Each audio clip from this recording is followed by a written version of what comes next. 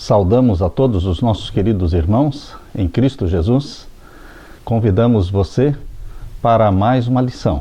A lição número 3, Justiça e Misericórdia no Antigo Testamento.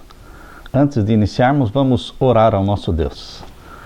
Pai querido que estás nos céus, na Tua presença estamos, mais uma vez, buscando a Tua bênção, buscando a Tua luz, buscando compreensão da Tua palavra para cumprirmos com a missão que o Senhor nos deu como igreja aqui nesta terra. Ajuda-nos, Pai, a Te representar. Ajuda-nos, Pai, a sermos o rosto de Jesus e as mãos de Jesus nesta terra. Em nome de Jesus pedimos. Amém. Queridos, essa lição é uma lição espetacular. Ela é a primeira parte, vamos ter a segunda parte na outra semana. Está falando exatamente sobre a missão dos filhos de Deus na terra, que não é diferente da missão de Jesus. Quando Jesus veio à terra, ele disse: eu não vim para ser servido, mas para servir e dar a minha vida em resgate de muitos. Portanto, Jesus veio para praticar um ministério chamado o Ministério da Caridade, o Ministério do Amor ao Próximo, o Ministério da Beneficência Social, o Ministério da Misericórdia. Sim, esta é a missão dos filhos de Deus também. O verso áureo desta semana está em Salmo 146 e os versos 7 a 9. Deus faz justiça aos oprimidos, dá pão para os que têm fome. O Senhor liberta os encarcerados. O Senhor abre os olhos aos cegos. O Senhor levanta os abatidos. O Senhor ama os justos. O Senhor guarda o peregrino e o Senhor ampara o órfão e a viúva. Você precisa de alguma coisa além disso? Tudo o que você precisa, que eu preciso, está aqui. O Senhor nos ampara, o Senhor nos protege, o Senhor nos levanta, o Senhor nos alimenta, o Senhor nos defende, o Senhor dá amparo à viúva, ao órfão, ao peregrino, ao estrangeiro. Nós encontramos tudo isso na pessoa de Jesus. Por isso que a Bíblia diz que Ele é o nosso pastor. O Senhor é o meu pastor, nada me faltará. O pastor provê tudo o que a ovelha precisa. Este Deus a quem nós adoramos, Ele é tudo que nós precisamos. Não precisamos de outro Pai. Tudo o que precisamos está provido na pessoa de Jesus. Eu gostei da história que está na introdução da lição, que fala de anos atrás, num dia frio na cidade de Nova York, um menino de 10 anos, descalço e tremendo, observava atentamente a vitrine de uma loja de sapatos. Uma mulher foi até o menino e perguntou por que ele estava observando a vitrine com tanto interesse. Ele disse que estava pedindo a Deus que lhe desse um par de sapatos. A mulher o tomou pela mão e o levou para dentro da loja. Ela pediu ao atendente que trouxesse 6 pares de meias, pediu também uma bacia com água e uma toalha. Levando o rapazinho para o fundo da loja, ela tirou as luvas, lavou os pés dele, os enxugou com uma toalha. O atendente chegou com as meias, a mulher colocou meias nos pés do menino e lhe deu um par de sapatos. Colocou a mão na cabeça dele e perguntou se ele se sentia mais confortável. Quando ela se virou para ir embora, o espantado rapazinho segurou a mão dela e perguntou com lágrimas: a senhora é a esposa de Deus? Que pergunta estranha, mas que pergunta profunda. Você sabia, meu querido amigo, meu querido irmão, que nós, a Igreja de Deus na Terra, somos chamados na Bíblia de a esposa de Deus, a noiva de Jesus? Nós somos a noiva dele. Ele age através da sua igreja na terra. Como membros da sua igreja, nós deveremos ser, sim, as mãos de Jesus. Nós deveremos ser os pés, a boca de Jesus que fala, que sorri, que conforta os abatidos. Na lição de domingo, está falando da misericórdia e justiça como marcas do povo de Deus. Será que a justiça e a misericórdia eram as marcas do povo de Deus do Antigo Testamento?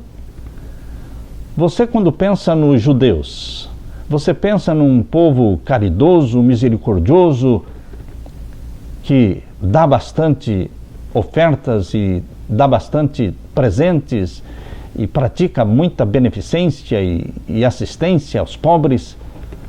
O que vem à sua mente quando você pensa no judaísmo? Quando eu penso no judaísmo, na Igreja de Deus do Antigo Testamento, me vem à mente um povo exclusivista, muito egoísta, que olhava os outros com desdém, que olhava os outros povos com desprezo. Eles se achavam os privilegiados, os eleitos por Deus, e não se comunicavam com os demais, não conversavam. Eu li que quando a sombra de um gentio tocava um judeu, ele corria para casa se banhar e se purificar da contaminação. Realmente, eles não cumpriram com a missão dada por Deus. Por isso, meu querido, hoje nós temos que nos perguntar como igreja, e como membros de uma igreja cristã, temos que perguntar, será que as marcas do povo de Deus hoje são a misericórdia e a justiça? A tua vida é caracterizada pela misericórdia?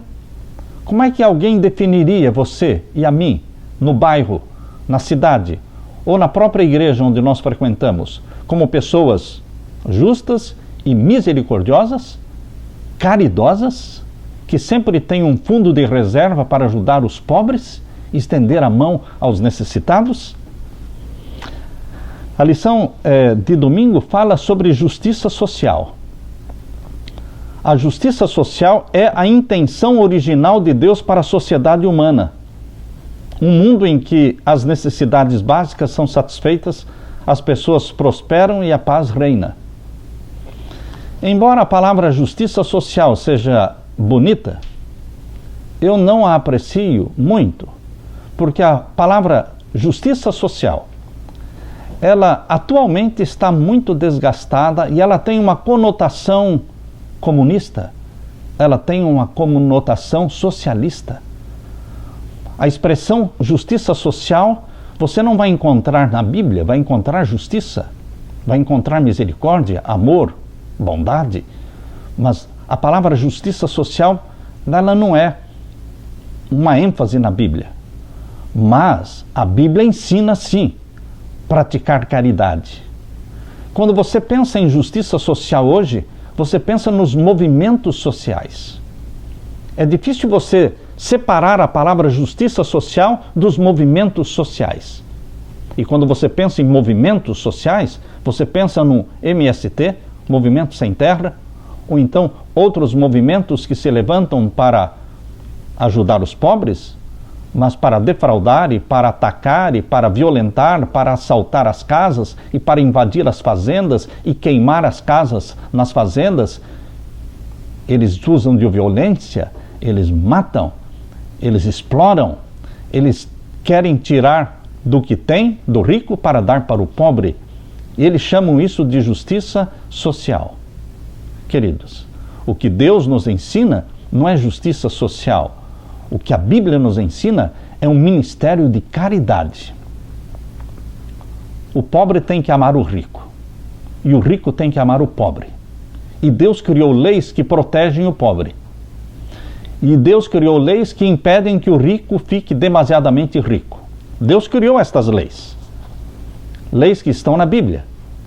A Bíblia, por exemplo, está falando aqui em Êxodo capítulo 22, quero ler com você, Êxodo capítulo 22 e os versos 21 a 23. Êxodo capítulo 22. Vamos ler com vocês. Êxodo capítulo 22 e os versos 21 a 23. Aqui nós lemos: O estrangeiro não afligirás, nem o oprimirás, pois estrangeiros fostes na terra do Egito. A nenhuma viúva nem órfão afligireis. E se de alguma maneira os afligirdes, e eles clamarem a mim, eu certamente ouvirei o seu clamor. e a minha ira se acenderá, e vos matarei à espada. E vossas mulheres ficarão viúvas e vossos filhos órfãos.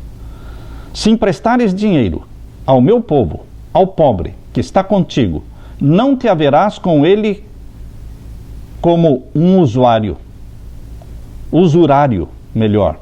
Não lhe imporeis usura.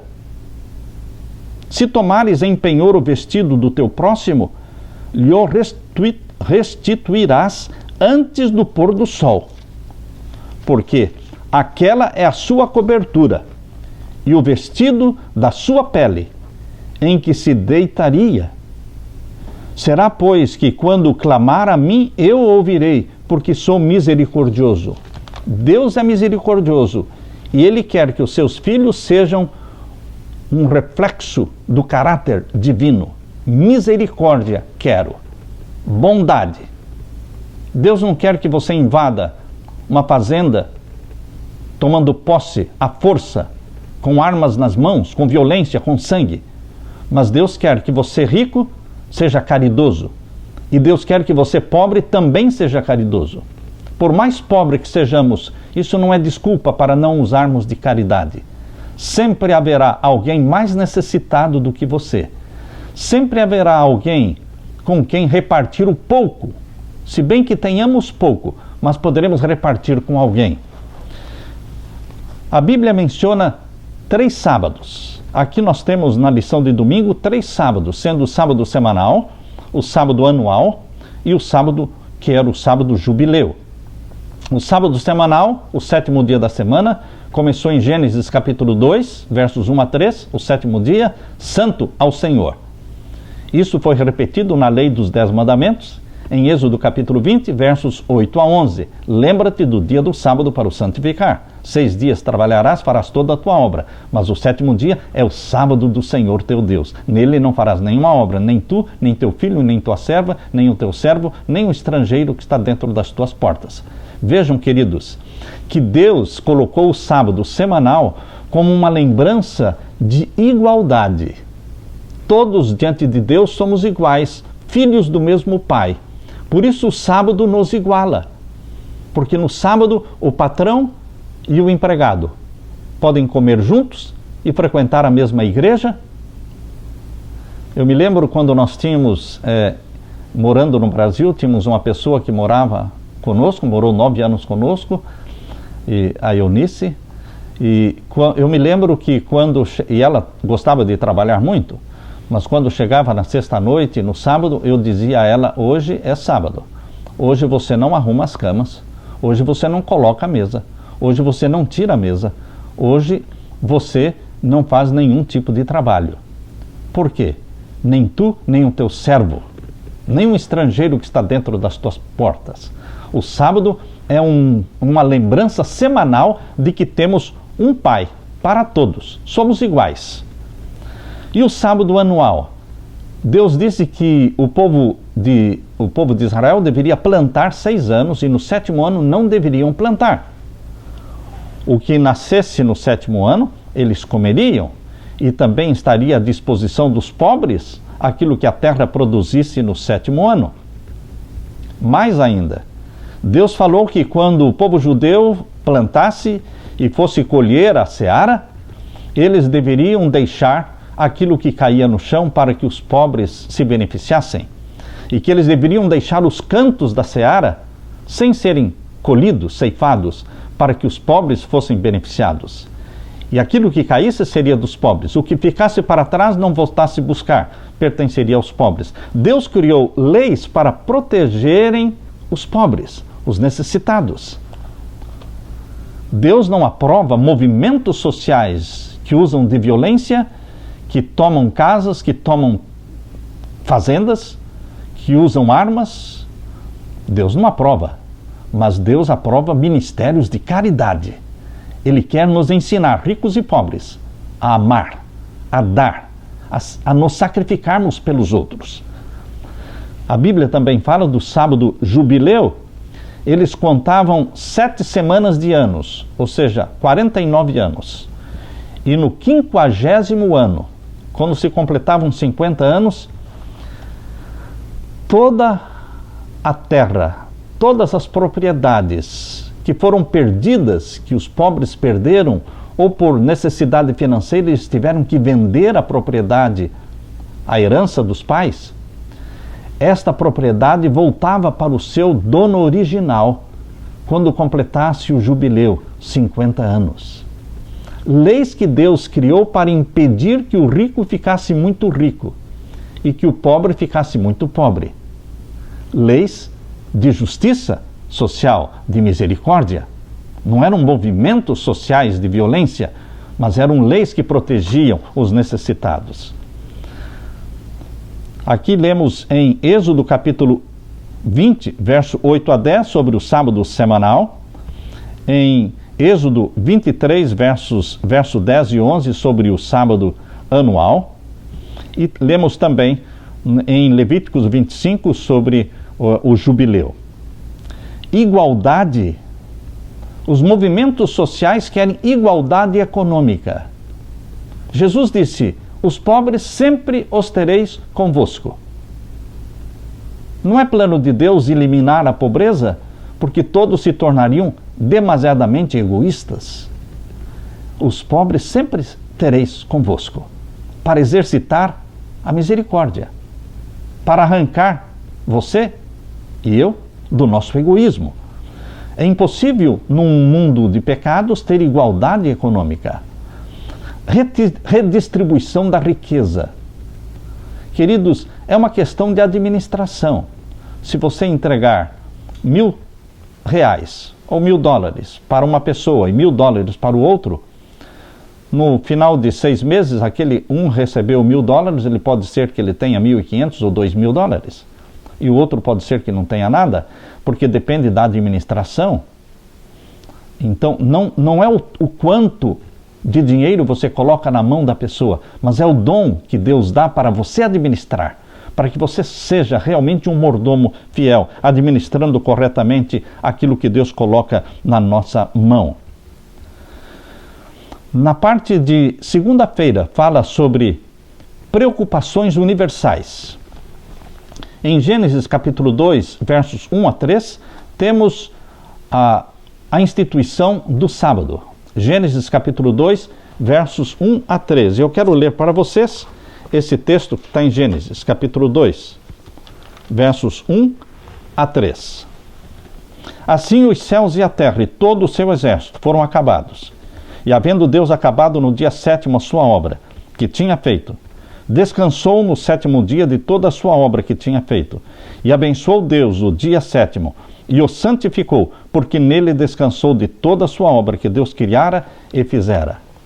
Deus instituiu o sábado como uma lembrança semanal de que Deus é o Criador. E sendo Ele o Criador, nós todos somos criaturas, somos iguais.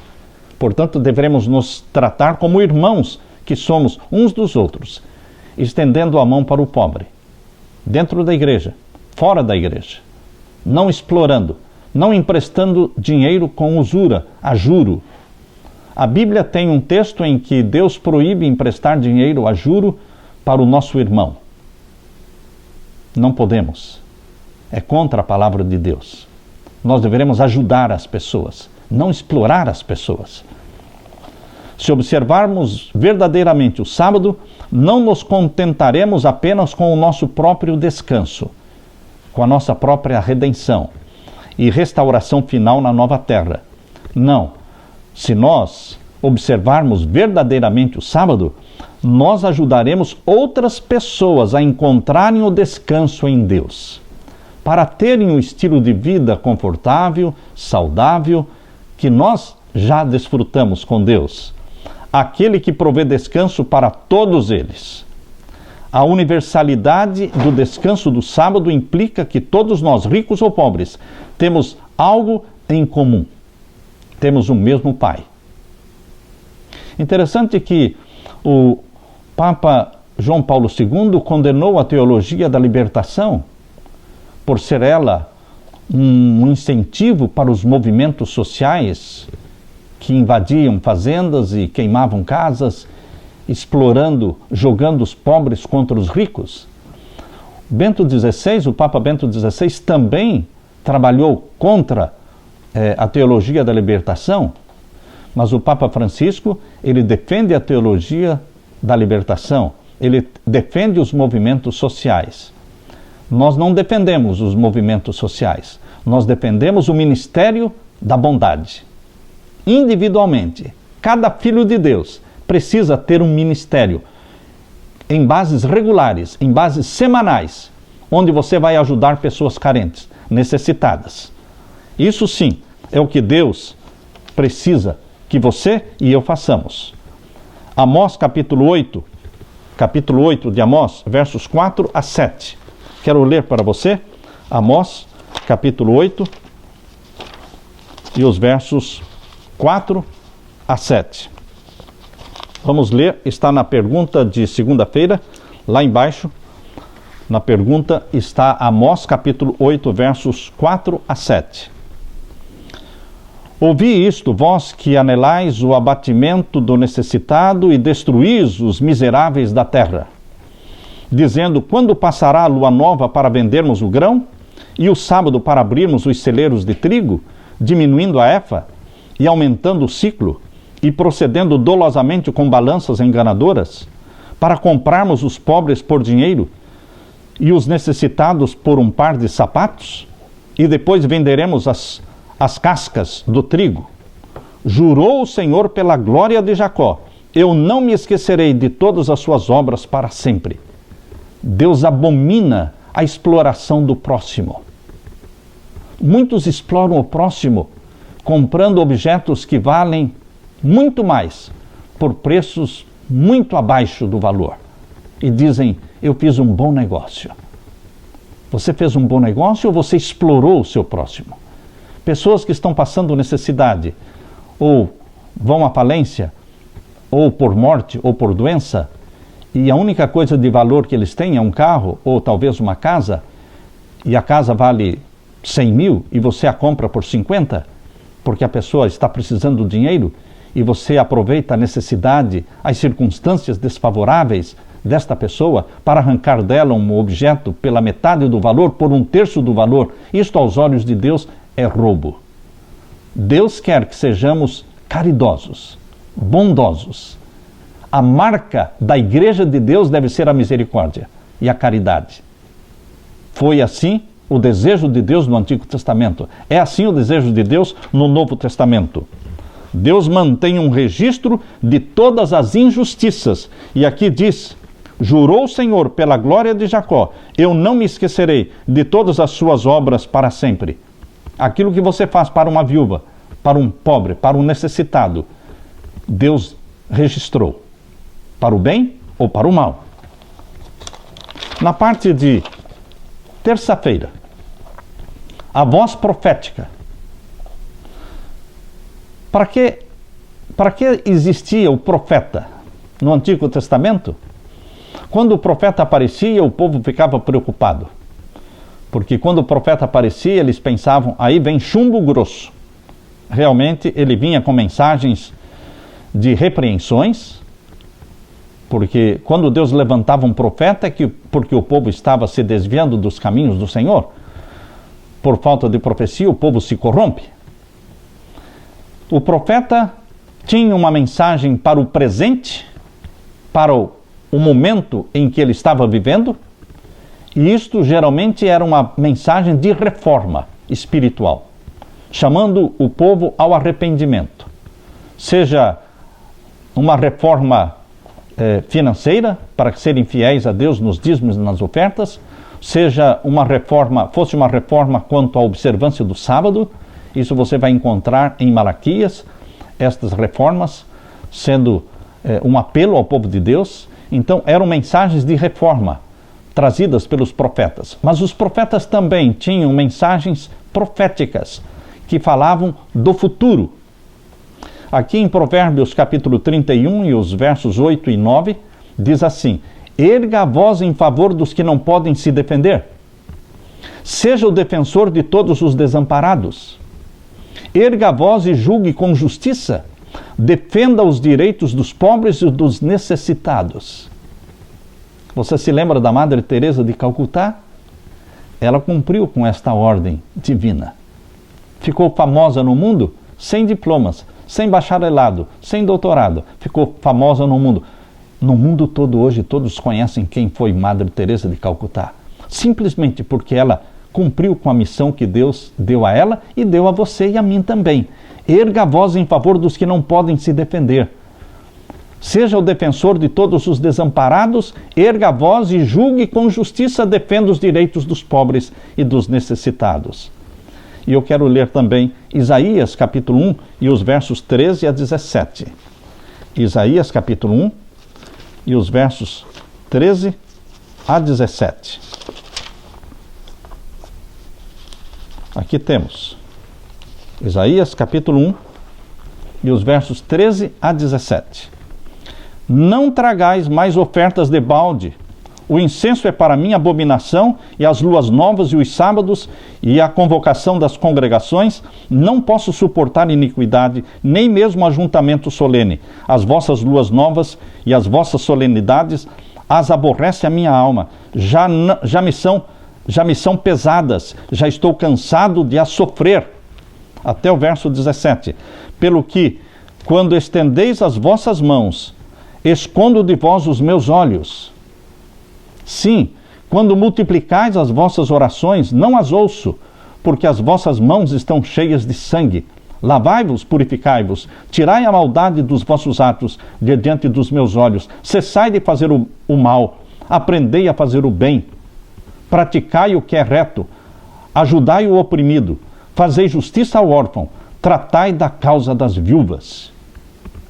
Este é um chamado de Deus, não para um movimento social, mas para um ministério de ajuda ao próximo. Defensor do pobre, da viúva, do desamparado. A missão do profeta era repreender, era provocar uma reforma espiritual, mas também fazer profecias quanto ao futuro. Aqui está um apelo do profeta Isaías para uma reforma espiritual no povo de Deus. Não dá para imaginar uma testemunha mais eficaz, mais ineficaz do que aquela que está tão ocupada adorando a Deus que não tenha tempo para ajudar os necessitados. Essa é uma adoração inútil. Não estamos revelando uma forma de adoração quando servimos ao Senhor ao atender às necessidades dos outros? Queridos, eu conheço aqui em Jacksonville, na cidade bem próxima de onde nós moramos, ali existe um ministério da Igreja Adventista Americana. Eles alugaram uma casa. Eles pagam o aluguel da casa. Esta casa funciona os 7 dias da semana. Uma casa grande, com salas, E eles abrem esta casa às cerca de 9h30, 10 da manhã e fecham ela por 3, 4 horas da tarde. Durante todos os dias da semana, existe uma equipe de voluntários trabalhando ali, oferecendo comida, oferecendo roupa. Nesta casa tem roupas, tem sapatos, tem banheiro, tem chuveiro, para que as pessoas que vivem nas ruas, que não têm onde dormir, elas podem vir para ali, tomar o seu banho, trocarem de roupa, encontrarem ali comida para comer. É um meio de praticar a caridade e dar assistência. E no sábado também, das 10 da manhã até as 3h30 ou 4 da tarde, tem ali um irmão nosso, irmão Gilberto. Ele e a sua esposa. Ela levanta sexta-feira cedinho e prepara a comida para mais de 100 pessoas. E então, no sábado de manhã, eles vão para lá. E eles gastam o tempo nesse ministério de caridade. Alguém disse para ele: eu não tenho visto você na igreja, você não está mais frequentando a igreja? Eu não o vejo há muito tempo. Ele disse: eu estou envolvido num ministério todos os sábados de manhã. Não tinha ninguém para fazer esse trabalho no sábado de manhã. Eu me ofereci com a minha esposa para fazer. Queridos, isso é uma bênção. Isso é adoração. É adoração. Isso é agir como Cristo agia.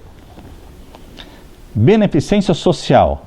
No capítulo 3, tem um capítulo todo sobre Isaías capítulo 58.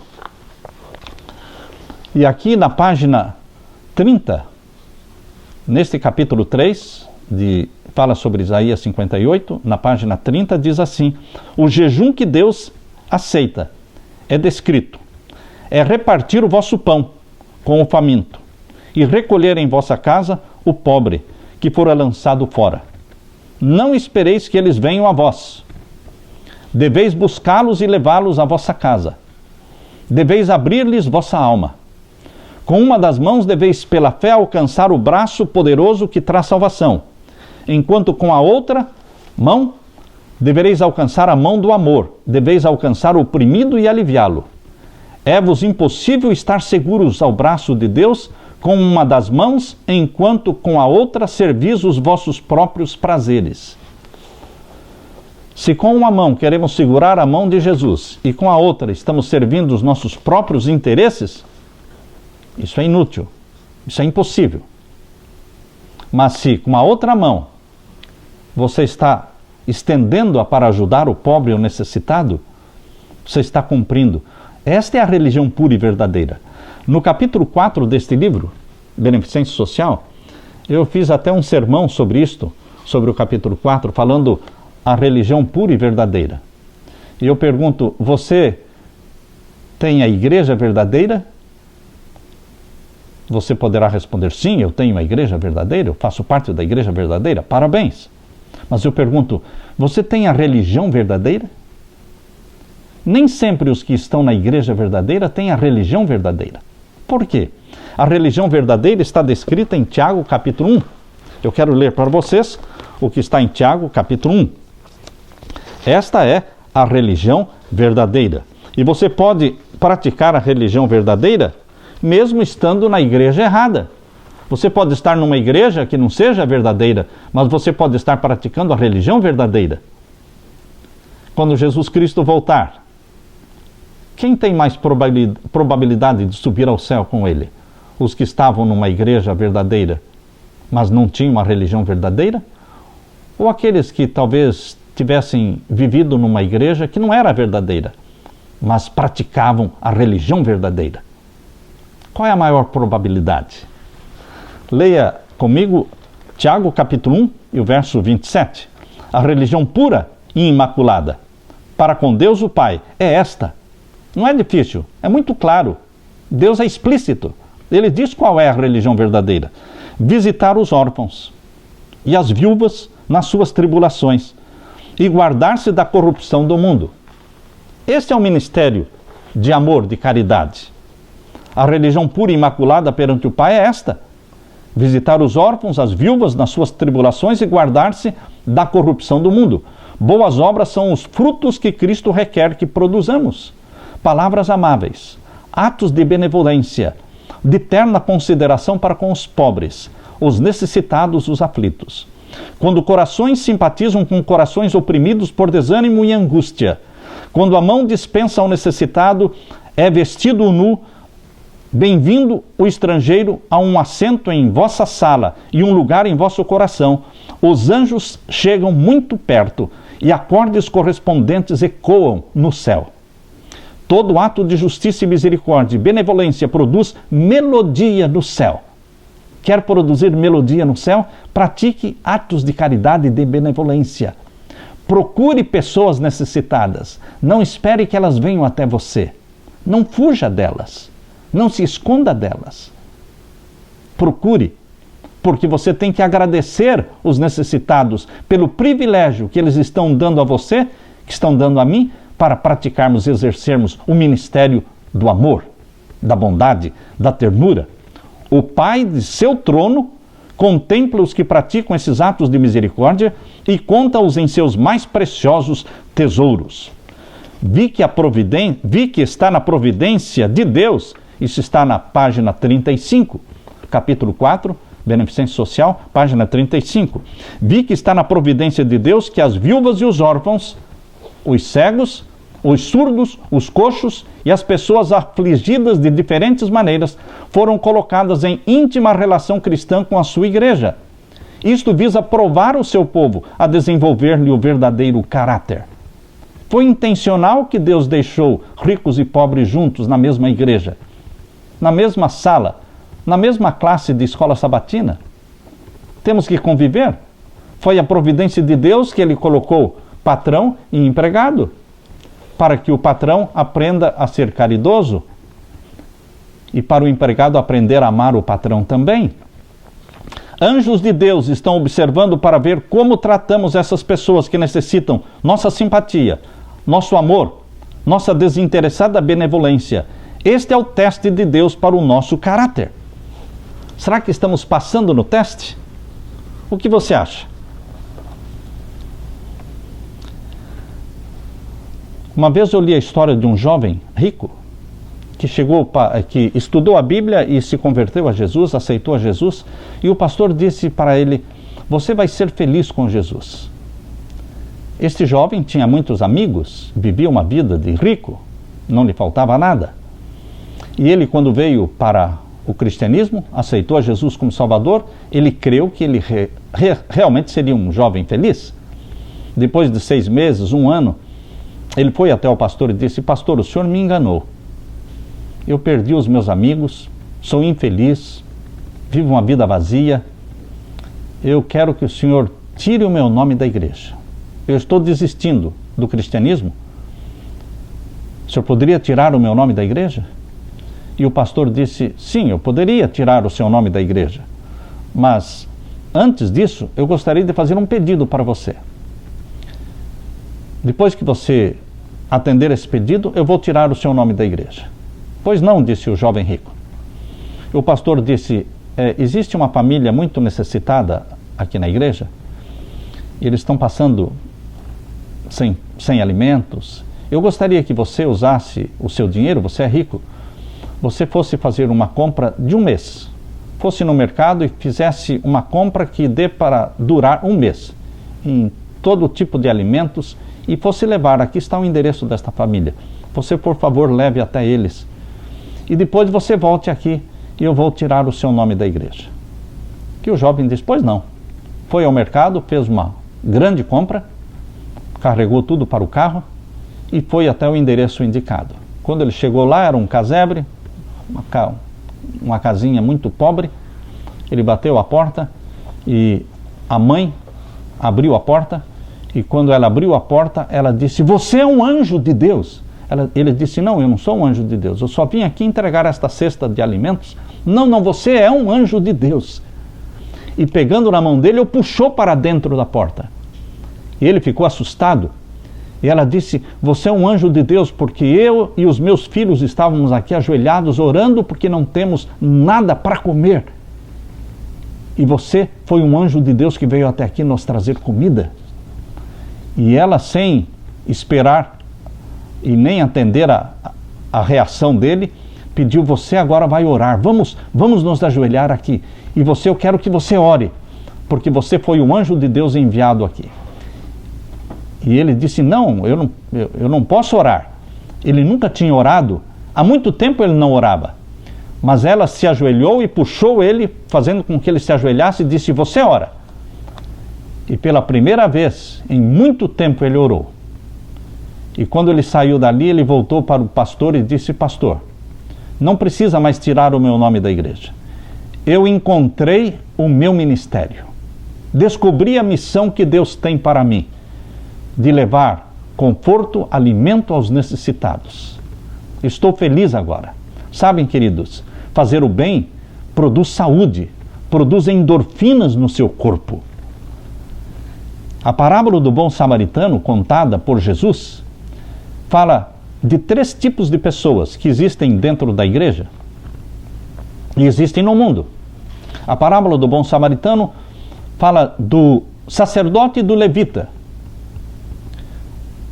O sacerdote e o levita, eles passaram de largo e não ajudaram o homem que tinha sido assaltado, espancado, estava à morte. Passaram de largo. A parábola fala também dos ladrões que assaltaram o homem e arrancaram dele o que lhe pertencia. A parábola também fala do bom samaritano, que parou e que, arriscando a própria vida, socorreu o homem assaltado, curou as suas feridas, colocou na sua cavalgadura, no seu animal, levou até uma pensão pagou para que alguém ficasse cuidando daquele homem. Portanto, queridos, 3 tipos de pessoas. Esses 3 tipos de pessoas representam as 3 filosofias de vida. O sacerdote e o levita representam a filosofia daqueles que dizem: o que é meu e eu vou fazer tudo para guardar o que é meu. A filosofia dos ladrões é aquela que pode ser definida assim: o que é teu é meu, eu vou fazer tudo para tomar.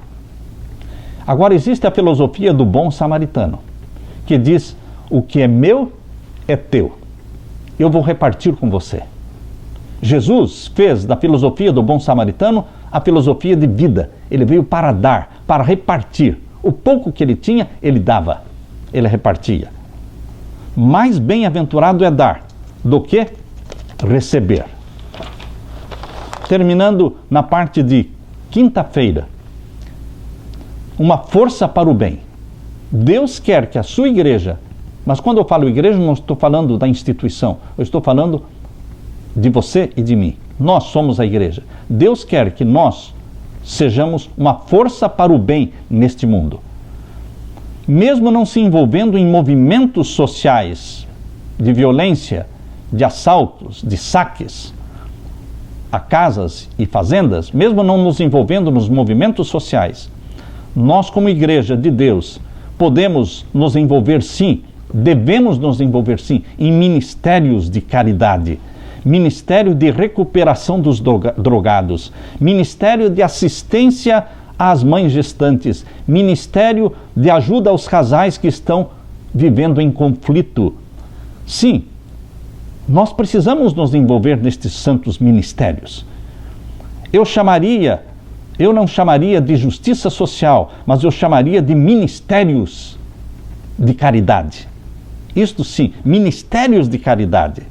Dorcas é um ministério de caridade. Libertação dos drogados, do álcool, do cigarro, atendimento aos idosos, o projeto Caleb, o projeto Vida Saudável, ajudando as pessoas a aprenderem a comer e a beber. Sim, queridos, Deus quer que vivamos como bons samaritanos. Eu li uma poesia, e essa poesia, cujo autor é desconhecido, diz assim: por todos os caminhos marcham seres humanos desfigurados, marcados, feridos pela dor, em busca de compreensão, bondade e calor. Às vezes são interrompidos, interrogados e despedidos, sem serem compreendidos. E a marcha prossegue, interminável. Hoje, amanhã, a mesma sorte. Frio, indiferença, silêncio e morte. Nesse silêncio, faz falta uma voz que se dirija à marcha de dor, com palavras de bondade, ternura e amor. Uma voz que realize o milagre da ressurreição. Uma voz que fale ao ouvido e ao coração. Esta voz que falta ser ouvida pela legião dos sofredores, pelas vítimas do congelamento do amor e da misericórdia, esta voz que falta ser ouvida pode ser a minha, pode ser a tua. Falemos aos necessitados. Sejamos o rosto de Jesus, as mãos de Jesus. Queridos, que Jesus Cristo te abençoe neste ministério de caridade. Amém? Fique com a graça de Jesus.